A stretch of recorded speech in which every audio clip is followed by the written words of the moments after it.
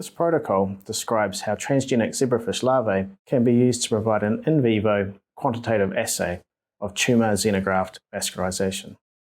The main advantage of this technique over previous techniques is that it allows the investigator to accurately quantitate changes in the levels of xenograft vascularization.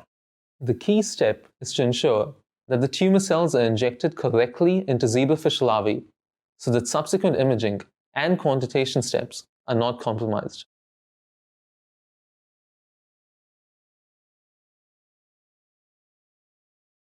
After growing and labeling B16F1 cells with fluorescent dye, start preparing embryos for implantation. Fill a 35 mm dish with a 2% methylcellulose in E3 solution to a quarter of the volume of the dish. Using a transfer pipette, place approximately 50 previously prepared transgenic embryos onto the methylcellulose while minimizing the volume of E3 solution transferred.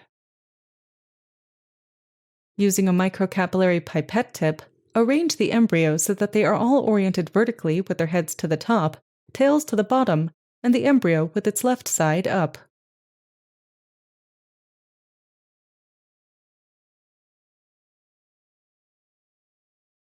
Add 50% ECM to a previously prepared B16F1 cell pellet to produce a mixture of cells to ECM in a 2:1 ratio. Mix well by pipetting and stirring, and store the mixture on ice.